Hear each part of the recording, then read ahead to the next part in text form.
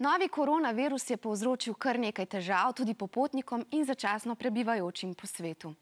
Zaradi virusa in omejitev v letalskem prometu so namreč obtičali v tujini. Nekateri so se pri vračanju v domovino znašli sami, več stotin pa je z izrednimi leti, s posebnimi avtobusnimi prevozi in diplomatskimi povezavami pomagalo naše Ministrstvo za zunanje zadeve. To izrednih prevozov za vračanje državljanov iz tujine od danes ne bo več organiziralo, bo pa pomagalo na druge načine.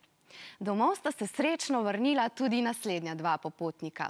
Oliver, ki si je zadal zelo zanimiv cilj, prepešačiti pot od Argentine do Aljaske, potem pa se je moral zaradi epidemije novega koronavirusa po 11.000 prehojenih kilometrih ustaviti v Kolumbiji.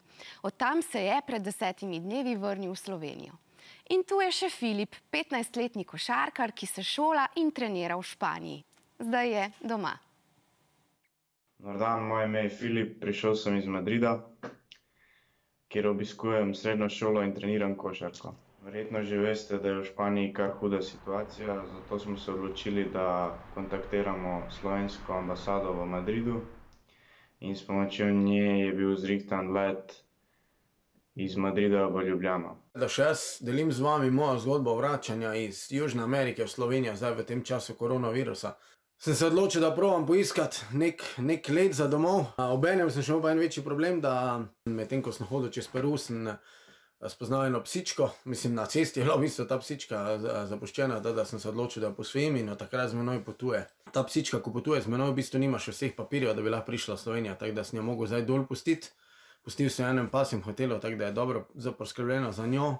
Ta let je bilo udeleženo 50 potnikov, med njimi tudi znan košarkar Zoran Dragić. Ko smo pristali, so nas odpeljali v hotel, ki se nahaja v Velenju, kjer smo preživeli nadaljnjih 7 dni. Jaz sem mislim, da ujel eno izmed zadnjih možnosti, da sem se lahko vrnil domov. Uspelo mi je domov priti prejšnji četrtek. Odločil sem se za samo karanteno 14 dni, zaradi varnosti sebe pa tudi drugih. V hotelu prilagojena saj nismo smeli ven iz sob in lahko smo sami bili na telefonih in igrali videoigrice.